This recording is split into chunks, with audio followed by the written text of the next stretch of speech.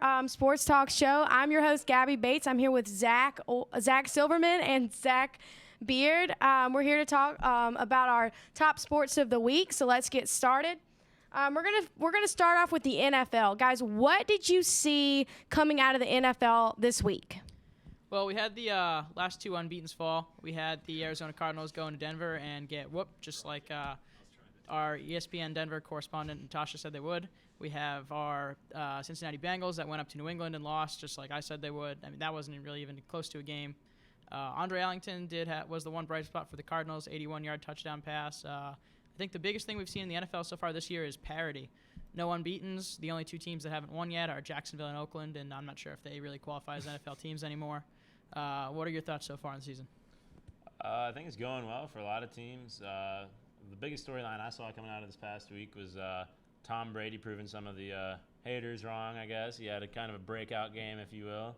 Very good performance. As a Ravens fan, I saw a lot of heartbreak in that Colts game, but yeah, that was disappointing. What an exciting finish in Carolina, right? Yeah, I mean, Carolina coming back from a big deficit. Cleveland came back from a 25-point deficit to win, the largest in that franchise's history. Going back to the Tom Brady point, you say this is a breakout game for Tom Brady. I don't know how you have an NFL MVP, three-time Super Bowl champion, have a breakout game in the middle of October, September. This was a game the Patriots win. It's never a game that was in doubt. Despite how bad they looked the previous week, you can't read too much into a win, too much into a loss. But Patriots at home in primetime is going to be a game they almost always win. Yeah, no, I absolutely agree. But it's nice to see him prove some of the haters wrong, and it was nice to get a couple points on my fantasy team, huh? Yeah, and I mean, literally people were calling for Brady's head, cut Brady, trade Brady, fire Belichick. Look, they're 2-2 now 3-2, still first in the division. There was never really anything to worry about. The fifth youngest team in the league, and they're coming off back-to-back AFC Championship appearances, one leading to a Super Bowl appearance. They're the model of consistency, week in, week out. They might have some variation, but at the end of the season, they're going to have their 10 to 12 wins. They're going to have their division title, and they're going to be playing in January, maybe February.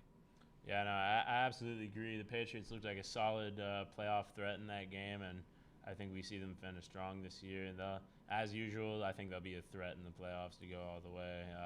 It's a real solid team they have there in New England, and it's going to be scary to see it for a lot of teams to go through Gillette in the playoffs. Yeah, and on the flip side, there's a couple teams, Arizona and Cincinnati, that haven't had the recent playoff history other than Arizona's 1 year with Kurt Warner where they made the Super Bowl, but they had a chance to establish themselves going against the big boys, and they weren't able to do it.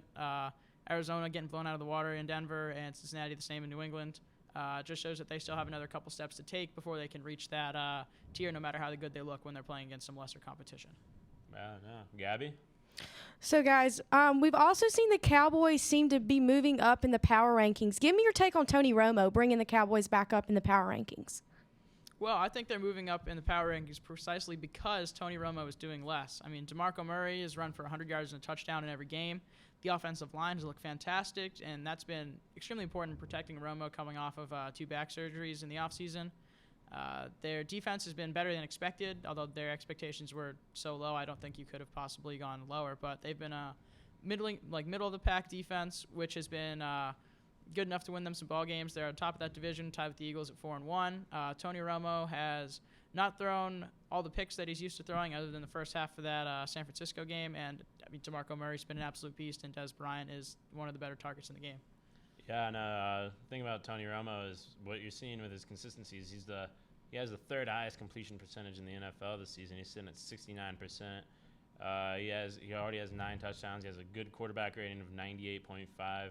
He's got a lot going for him, and that Dallas team he finally has some protection on his offensive line, and it's good to see him actually being able to get the ball off for the first time in his career. It'll be interesting to see if they can sustain the success. They've had early success in the past few years, but they always seem to come down to the last week of the season, playing with the division on the line. They always seem to be 8-7, and they always seem to lose that game, go 8-8, and miss the playoffs. So we'll see whether this year, we know Washington isn't going to be going head-to-head with them for the division, but we'll have to wait and see if they're going to be in that spot again, or if they're going to be able to lock it down, the division potentially, or a wild card spot before that. as a Dallas fan, you have to be feeling good about your chances right now. They're sitting at 5-1 now? No, it's 4-1. 4-1. Excuse me. You got to feel good about your chances. It doesn't look like there'll be another 8-8 season in the cards this time around, but who knows? It's Dallas. Anything can happen there in Jerry World. Yeah, no, I mean, Philly's had their own struggles. LaShawn McCoy has been a shell of who he was last year so far. His yards per carry is significantly lower. They have been beat up along the offensive line. They're Deshaun Jackson, who's now in Washington, who they're also having a terrible season. The Giants don't really look poised to compete. This new offense hasn't quite found its bearing. Rashad Jennings is hurt. I mean, that division is wide open for Dallas to take. So who do you think will end up winning the division? I think that Philly's going to be able to put it together and take the division, but I do see Dallas finally breaking out of this 8-8, no playoff streak with 9-7, and a wild card berth.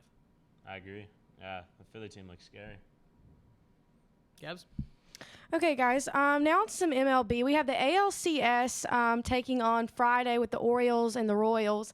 We have the NLCS taking on Saturday with the Giants and the Cardinals. Let's get your predictions of these matchups. Yeah, well, these two LCSs are really, it's a tale of the young and the new, or the old and the new, excuse me. San Francisco and St. Louis feel like every other year, dating past the past 5 years, one of them or both of them are playing in the LCS. St. Louis has been to the World Series a few times. Just since 2010, they've got a loss and a win. The Giants have won the past 2 even-numbered years, so they're going to try and continue that trend, which, I mean, from this point, I guess I have to pick the Giants, going that it is an even-numbered year, and that seems to be their trend. On the other side, you have two teams that haven't been here in a while. You got KC and Baltimore, two young guns playing totally different styles of baseball. The Royals are playing a throwback to a bygone era, a lot of bunts, a lot of stealing, leading the majors in steals of third, and they are just absolutely running on teams. 7 stolen bases against Oakland in that wild card game. And they really made LA's defense uncomfortable on the base paths. And Eric Hosmer and Alex Gordon are two fantastic young talents that are finally reaching their post-hype potential. I'm going to take KC going to the World Series over Baltimore, the Bashers from the Beltway, but should be an exciting series on both sides. That's a bold prediction, considering the Royals barely made it into the playoffs. So. Well, I have had the Royals in the World Series from the start of the playoffs, so can't turn my back on that now. Well, we'll have to wait and see. But as an Orioles fan, I got to stick to my homer beliefs, and I'm picking Baltimore to go to the World Series. I mean, their pitching has just been spot on this postseason. They got an absolute gem out of Bud Norris in Game 3 against Detroit in Detroit. It's amazing to go into another team's stadium and get a win. It's really encouraging for Baltimore fans and the pitching staff as a whole. The Orioles hitters are just on fire. They look at Nelson Cruz. He's the new Mr. October. He has the third highest slugging percentage in postseason history, right behind Babe Ruth. And who's the other one again? Do you know? Oh, Reggie Jackson, who is Jackson, Mr. October. The Mr. October. And in St. Louis and San Fran, it's kind of a safe prediction, but I'm picking the Cardinals to make it back to the World Series. It seems like they're always find a way to put themselves in good position. They have experience in the postseason. We see it every year. They don't have a dominant regular season, but they do enough to get into the postseason. But they know what to do when they get there. And I think we see St. Louis and Orioles in the World Series. Yeah, and I mean, one thing I can tell you about the NLCS is that there's like a 95% chance that it's going to go 7 games. It's going to come down to the wire. It's going to be a close game in that last game.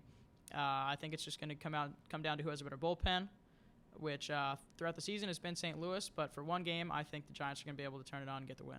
Yeah, I mean, it'll definitely be an interesting series to follow. Absolutely. Yeah, Gabs? Okay, guys, this week of college football has been pretty exciting. We've seen some major upsets in the top 10 this week.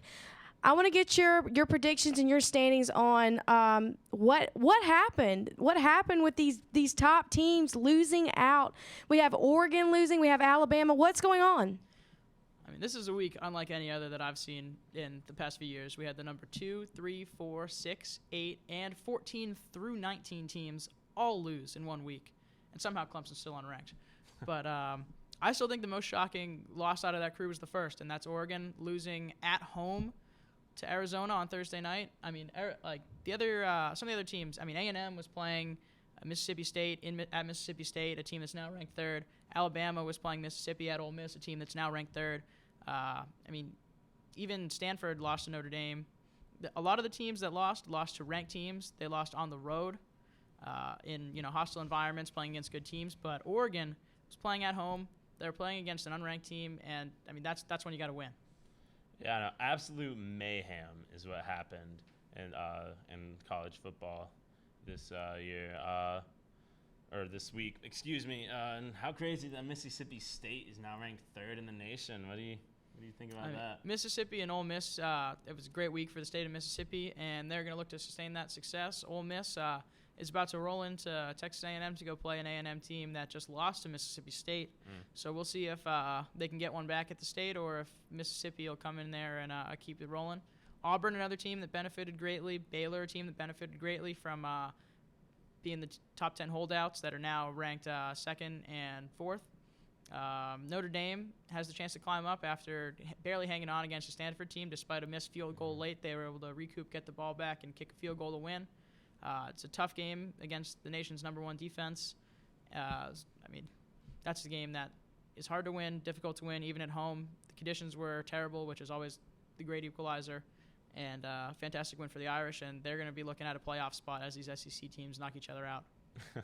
Yeah, I mean, two top 5 football teams in Mississippi. Who would have ever guessed that heading into the season, huh?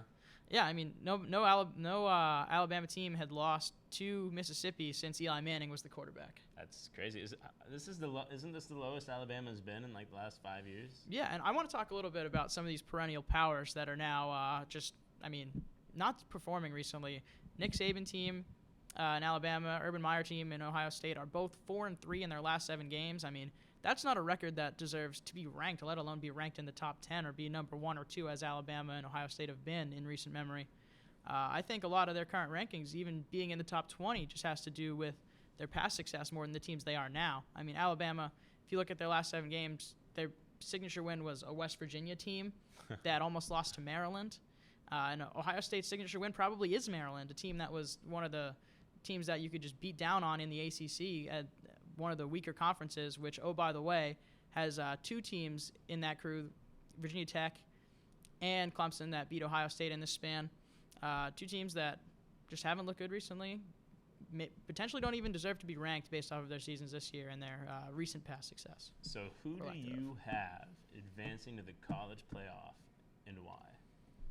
Well, as of right now, I was down on Florida State. I'm still down on Florida State, but given the way things have turned out, it's hard to put them out. They have been winning the games that they're supposed to win.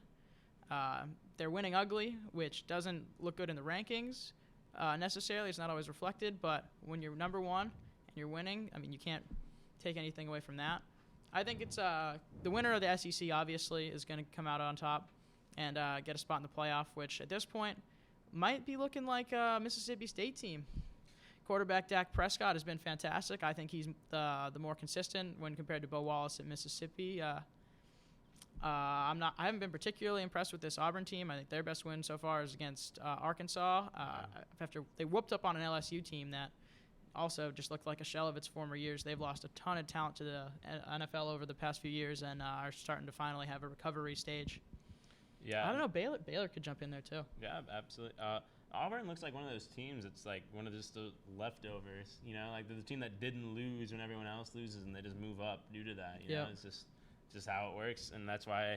I mean, honestly, that's why we're seeing an Ole Miss and Mississippi State team come out on top. Of course, they've had really good wins so far this year, but I mean, it's ridiculous what's going on in the SEC this year. It's mayhem. Yeah, and I mean, there's still some very good teams. The one loss, A&M, I thought had looked fantastic before this. Obviously, Mississippi State, tough environment to play in. SEC conference game on the road. They'll be looking to bounce back this week, which I think they can. They can maybe scoot their way back up into the top 10, top 5. But I mean, Baylor has been kind of dubbed as Oregon Light over the past few years, and they might be a safe bet to go to the championship the way they've been playing if they can take care of business with Oklahoma. Yeah, absolutely. I think my top 4. I think Florida State is going to end up winning it out the rest of the year. I think they're going to finish the number 1 team in the nation. I don't think Auburn's going to end up making it. I think in the end of it, it'll be Mississippi State coming up to number 2. I think Baylor ends up at 3, and I think we see Alabama make a case to come back to 4. Interesting. So you got Bama back in. Yeah, I think a one-loss SEC team could be in. you can never count a Nick Saban team out. That's the biggest thing because every year it seems like Alabama has this one bad loss, and then they come out like a freaking wrecking crew the next game out. You know, it'll be interesting to follow, but I don't think Nick Saban's going to accept this season as a loss so early on, and I think there's a lot of fight left in the Alabama team, and honestly, I see at least 2-3 teams in the top, or 2 or 3 teams above them losing.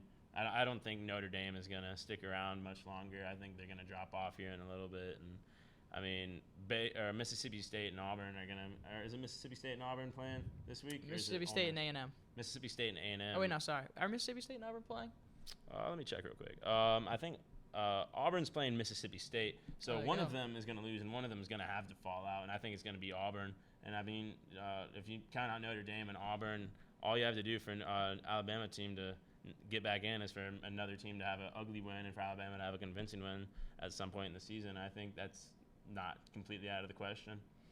Yeah, well, if I had to pick my top 4 today, I think it's going to be Florida State, not Florida. Definitely not Florida. More on that later. I think Mississippi State has a shot, yeah. I'm going to go the opposite on Notre Dame. I'm going to take Notre Dame in the playoff, and I'm going to take Baylor. Baylor?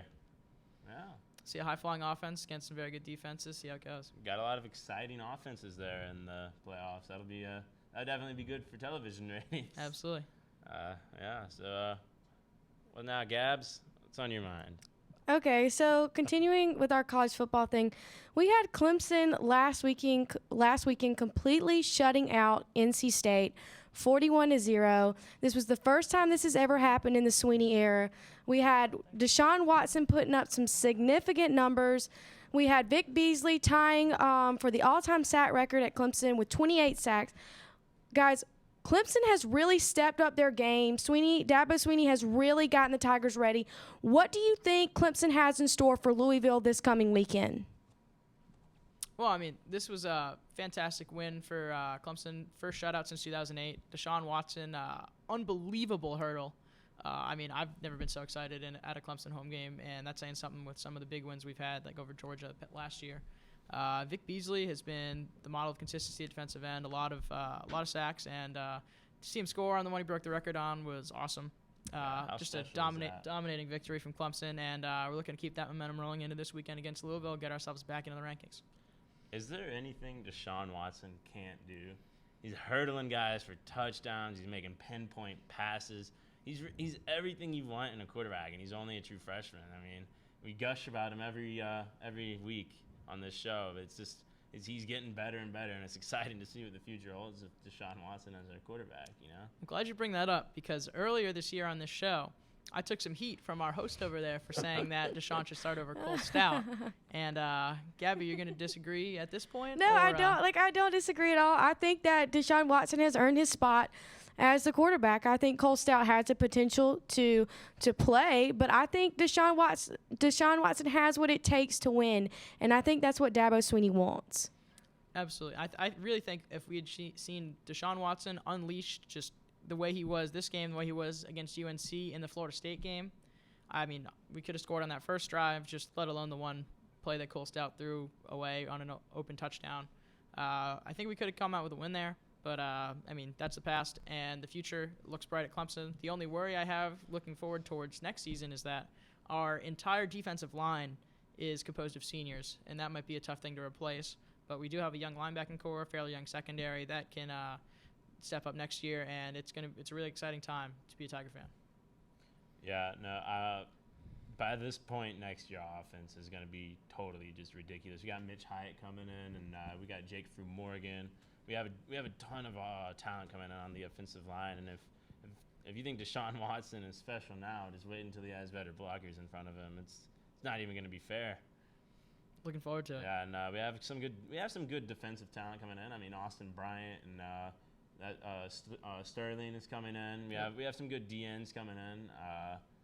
I don't think we'll. I mean, it'll suck at first to have Vic Beasley and all the seniors gone, but Clemson's always really good at recruiting, and I think they've got this covered. I mean, I mean, Vic Beasley is amazing. Don't get me wrong, but we can replace almost any player with the system we have. You know? Yeah, I mean, I think Venables' system has finally taken full effect. We didn't see it really working the way it was supposed to work last year. There's still some little things to tinker out, and I think this season, save for the Georgia game in which the defense was on the field for seemingly the entire game, our defense has been phenomenal. I agree. So you brought up Vic Beasley tying the sack record earlier. How special is that he was able to score a touchdown on the play that tied it up? That's just such a special moment for him and Clemson as a whole. I mean, it's just icing on the cake for a fantastic career, and we're going to wish you best of luck in the NFL and just see you keep getting at quarterbacks. The best part about him tying the record is that we possibly get to see him break it in Clemson this weekend. I think we do. And you know what? I think he just might score another touchdown on the record breaker. Well, I don't know about all that now, but, you know, Bobby Petrino is talking about how he doesn't think Clemson will be loud. Just wait until Vic Beasley breaks the record on a sack. See how loud Clemson gets then. I want to talk a little bit about the silent out thing, too, which I think could be potentially one of the coolest things that we can do as fans. I was going to say, I've seen a little bit of criticism about the silent out. I saw somebody wrote something about they didn't really think that the silent out was for Clemson, that Death Valley is loud and we didn't need a silent out. Guys, I disagree. I think the silent out is something that we need to prove to Petrino that we have. We can be loud. And what do you think? What do you guys think? I mean, the point of it, people might see like, oh, silent out, like what, we're just going to be quiet and we're not going to cheer. Like, no, that's not the point. The point is to build up the anticipation, you know, to really get the juices flowing during the, during the warm-ups. There's no noise, completely silent. You can hear a pin drop in the stadium. Then the Tiger Band comes out. The most exciting 25 seconds starts, and Death Valley just gets louder than you've ever heard it before. I think we should go to try and break the decibel record. I think it's going to be one of the coolest things. I mean, we tried last year, didn't work. Let's see. I think we can get it with this. If everyone starts at the same time, just boom, switch. It'd noise. Be awesome. If That'd be sick. That'd be so awesome. If Bobby Petrino's ears aren't bleeding by the time the game starts, we're not loud enough. I want this to feel like one of the old NHL barnyard stadiums. That's just everyone's packed in really tight together. There's no room to move. There's no room to think. And it just gets loud, and you can feel the whole building shake. I want it to feel like a coliseum in ancient Rome. I want it to be just disgusting and violent and just loud. I want it to be. I want Bobby Petrino to be scared to bring his team onto the field. Violent, I hear you. What about? Anything else? You're good. How about your turn, That's all Gabs? I'd say, yeah. Okay, guys. Well, that's it for our show for this week. Tune in next Wednesday at 8 to get in on the action. Thanks.